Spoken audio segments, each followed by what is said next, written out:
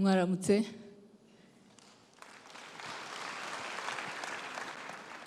Nyakubahwa Perezida wa Repubulika, nitwa Paula INGABIRE, nkaba ndi Minisitiri ushinzwe ikoranabuhanga na innovation. Hamwe na bagenzi banjye muri bukomeze kumva, uyu munsi turashaka kubaganiriza uruhare n'akamaro k'ikoranabuhanga na innovation mu iterambere ry'igihugu cyacu. Kugira ngo bibashe gusobanuka neza, ndagira ngo twese uko turi hano tugerageze dutekereze isi aho umuhinzi uri Nyabihu ashobora kwifashisha ikoranabuhanga kugira ngo abashe kumenya igipimo cy'amazi akenewe cyangwa ifumbire ikenewe kugira ngo ashobore kunoza umusaruro w'ibihingwa bye. Tunatekereze uburyo ikoranabuhanga rishobora gufasha kongera uwo musaruro hifashishije ubushakashatsi bureba iteganyabihe kugira ngo tumenye uko ikirere gihagaze, tukamenya n'igipimo cy'ubutaka, ubushyuhe bwabyo. Ibyo byose bigafasha abahinzi bose aho bari mu gihugu cyose kongera uwo musaruro. Twongere dutekereze ku buvuzi, aho umurwayi aho aba ari hose ashobora kubona ubuvuzi bwihuse kandi bunoze yifashishije ikoranabuhanga rigendanwa. Cyane cyane tunatekereze iyo ureba imiterere cyangwa isano muzi y'amaraso, ari byo twita DNA, kugira ngo ubashe gufata cyangwa kubona ubuvuzi bwihariwe. Ibyo rero niko kamaro k'ikoranabuhanga, kugira ngo umunsi ku wundi ridufashe kunoza imikorere n'imibereho y'ubuzima. Icyo rero ndashaka kugira ngo tunabiganira uyu munsi bibashe kwikubira mu cyerekezo dufite igihugu, ari cyo kugira ngo tugere ku gihugu giteye imbere cyifashishije ubumenyi, knowledge based economy. And as we reflect today on what being a knowledge based economy means, that literally translates in what an economy has to depend on in terms of knowledge, information, high levels of skills to achieve sustained economic growth. In essence, for a country like ours that is dependent on us, me and you, the people, there are no shortcuts. It means that we need to be deliberate about how we build capabilities. We need to be intentional about that. But also, it means that we need to be able to select industries that are going to help us to harness that potential that we have as the people of Rwanda. And that's why science, technology, and innovation, long before, more than 20 years ago, have been identified as key drivers of our socio-economic development journey.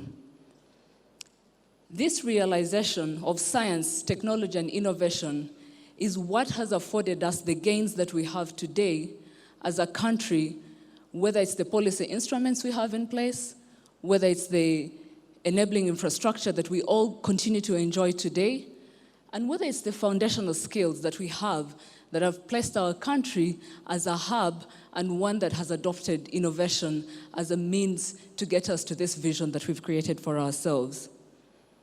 But to sustain these gains that we have today and to even move forward, we need to also be shifting our mindset, shifting from truly being people that are only adapting existing and tried solutions from elsewhere to being people that are able to create innovations and homegrown solutions that respond to our specific challenges. Innovation is a mindset question, and it's about really not accepting the status quo, constantly asking why, constantly looking for how do we improve everything that exists. It's also about how do we shift from not only being consumers, but also being creators. It's also about really thinking about disruption, because when you talk about technology, if you don't build in mechanisms to disrupt yourself, someone else is going to do that and it's going to be more painful. But it's also building a can-do attitude. How are you constantly thinking about changing yourself, thinking about looking at all the barriers we have around ourselves and looking at them as opportunities? And with this new wave of digitalization and automation, innovation is key for development. And we must embrace that as the youth, to understand that everything that we do, everything that we intend to create has to be based on really challenging the status quo. Most of the studies that you read about will show you that low levels of innovation in many ways constrain economic growth. And so, while we do that, I think as a country, as a people, being able to shift from simply using, but also from simply imitating or replicating what happens elsewhere, and really thinking about how do we create new-to-the-world solutions, how do we create new solutions that are going to be game changers on the global market. And as we talk about these new-to-the-world solutions, I want to bring in two concepts. We're talking about building innovation capabilities, and this is not exclusive from building entrepreneurial capabilities, and we'll go into details of that with one of our panelists. While innovation capabilities are really about how do you create abilities to create new-to-the-world solutions from inception to bringing them to the market. But at the same time, thinking about entrepreneurial activities where you're thinking about how do you create and scale new-to-the-world enterprises and bring them to the market and to a mature level. So these two are complementary in many ways, because what you're looking at is how do we bring the complementarity between innovative ideas and the entrepreneurship opportunities that exist. And with that, I wanted to leave you with something, because as a country that has the ambition to become a country where all these homegrown solutions that we are creating can be then exported to the rest of Africa, we are thinking about creating our competitive advantage as a proof of concept hub, where we use our market as Rwanda as a test bed for innovation. And one of our colleagues will talk about Zipline Story. It's truly a proof of concept type of solution.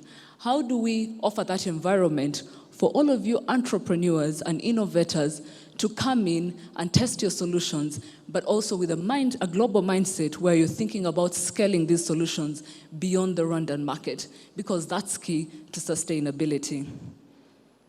And as I wind up, I wanted to share with you a quote, which is about exploration is the engine that drives innovation. Innovation drives economic growth. So as we live today, as we think about all these questions that the different panelists talked about, let's continue to explore. But I also want to leave you with something which is a loose translation of computers in Kinyarwanda, which is mudasobwa. Urubyiruko dukomeze dufatanye tube ba mudasobwa. Gusobwa si ibyacu. Kandi kuva kare twaririmbye twabiganiriye intore ntiganya ishaka ibisubizo, sibyo? So tube ba mudasobwa dukomeze dushaka ibisubizo. Ndangiza ndashaka tunaganire no ku kintu kijyanye na misinformation. When you look at the different kinds of misinformation and fake news that you see online on all these platforms, bijyanye na ya mentality twavugaga. Do we sit back and become consumers, just consume all this misinformation, consume all this fake news, or do we choose to create information that is accurate, that counters all this fake news that we see around? And I'm hoping that each and every one of us today becomes an ambassador that is going to create the right continent, the right local continent that is going to counter all this misinformation that we are looking at. So let's shift from being consumers and being creators.